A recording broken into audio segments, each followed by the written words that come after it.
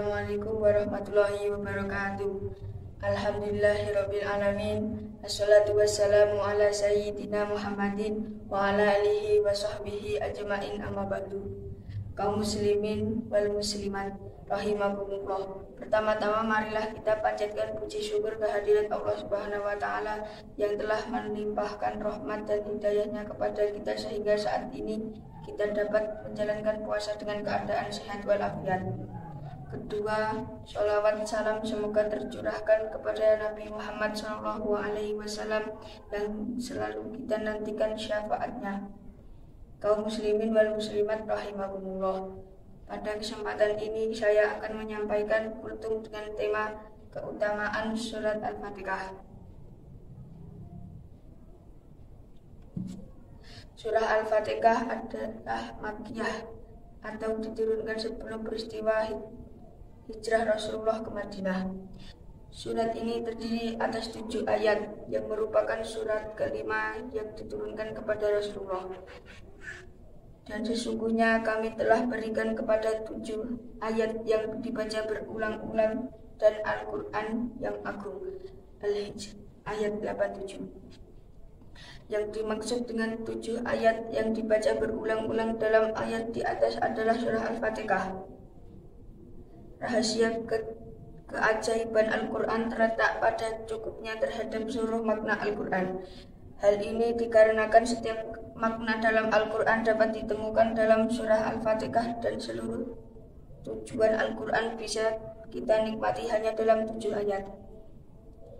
Yang dibahas dalam Al-Quran berkisaran dalam 3 hal besar, yaitu akidah atau beriman kepada Allah secara benar-benar berdasarkan fondasi yang lurus, ibadah yang saleh dan pengangkat syirat-syiratnya, dan manhaj hidup atau yang sempurna menyeluruh dan diterapkan dalam kehidupan sehari-hari.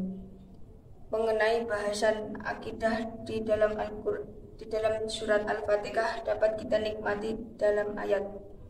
Segala puji bagi Allah, Rabb semesta alam yang maha pemurah lagi maha penyayang. Mengenai bahasan ibadah bisa dinikmati dalam ayat. Hanya kepada Engkaulah yang kami sembah dan hanya kepada Engkaulah kami memohon pertolongan. Sedangkan mengenai manhaj hidup dapat kita nikmati dalam ayat. Tunjukilah kami jalan yang lurus, yaitu jalan orang-orang yang telah Engkau anugerahkan nikmat kepada mereka, bukan jalan mereka yang dimurkai dan bukan pula jalan mereka yang sesat. Tak hanya itu, surat Al-Fatihah mengajarkan kepada kita mengenai prinsip-prinsip dasar Al-Quran, yaitu keluasan kasih sayang Allah dengan menyebut nama Allah yang maha pengasih lagi maha penyayang, nikmat-nikmat Allah, segala puji bagi Allah, tauhid yang benar-benar dan lurus. Hanya kepada Engkaulah kami sembah dan hanya kepada Engkaulah kami memohon pertolongan. Dikaruniai kawan-kawan yang saleh dan dijauhkan dari yang buruk. Jalan orang-orang yang telah Engkau anugerahkan nikmat kepada mereka bukan jalan mereka yang dimurkai dan bukan pula jalan mereka yang sesat. Istiqomah di jalannya. Tunjukilah kami jalan yang lurus, hari akhir dan persiapan untuk menghadapinya, pemilik hari pembalasan. Tunjukilah kami jalan yang lurus. Adab berdoa dan prinsip kesatuan umat. Ayat ini menggunakan redaksi tunjukilah kami jalan yang lurus, bukannya tunjukilah saya jalan yang lurus. Prinsip ini memberikan pelajaran kepada kita bahwa setiap hamba adalah bagi dari umat yang satu dan bukan sendirian di bumi ini.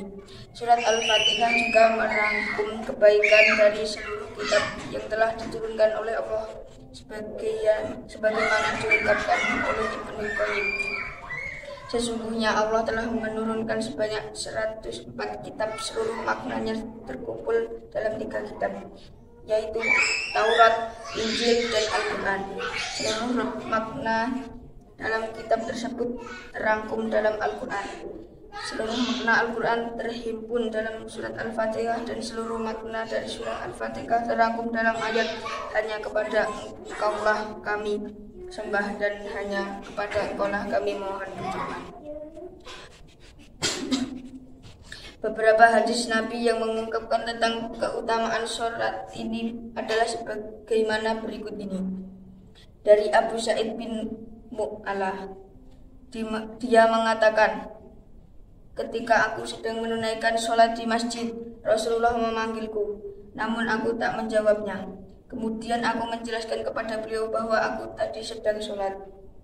Lantas beliau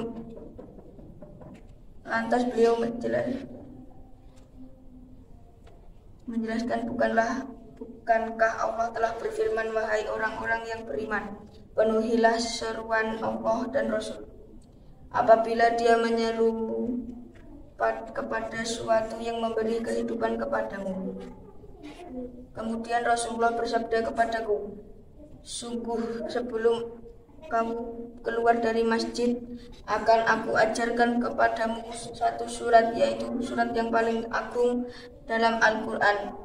Beliau memegang tanganku ketika beliau akan keluar dari masjid. Aku bertanya, bukankah engkau akan mengajariku satu surat yang paling agung dalam Al-Quran, wahai Rasulullah? Beliau kemudian bersabda, Alhamdulillahirabbil alamin, surat Al-Fatihah. Ia merupakan Ashabul Matsani, 7 ayat yang sering diulang-ulang, sekaligus Al-Quran agung yang diberikan kepada. Dari Ibnu Abbas, dia bercerita, ketika malaikat Jibril duduk dekat Nabi, beliau mendengar suara pintu terbuka dari atas. Lantas beliau mengadahkan wajahnya. Jibril mengatakan, itu adalah pintu langit yang sekarang dibuka dan tidak pernah dibuka kecuali hari ini. Dari pintu itu turun malaikat ke bumi. Malaikat itu tidak akan pernah berujar berbahagialah, wahai Muhammad, dengan datangnya 2 cahaya yang diberikan kepadamu dan belum pernah diberikan kepada Nabi sebelumnya kamu, yaitu surat Al-Fatihah yang akhir surat Al-Baqarah. Tidaklah kamu membaca satu huruf dari kedua malaikat kamu diberi keutamaan.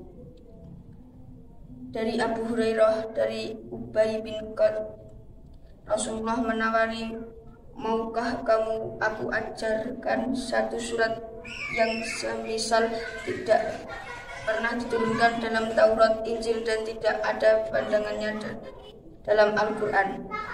Ya, wahai Rasulullah, jawab Ubay bin Ka'ab.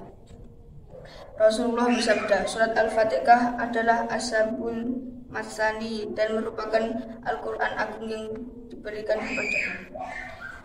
Dalam riwayat Al-Bahi, wahai Jabir, maukah kamu aku beritahu surat yang paling utama yang diturunkan dalam Al-Quran?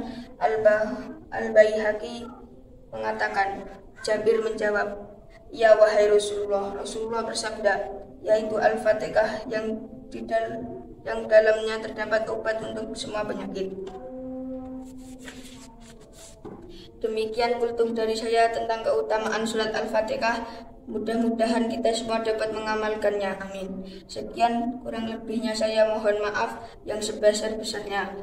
Selamat menunaikan ibadah puasa. Wassalamualaikum warahmatullahi wabarakatuh.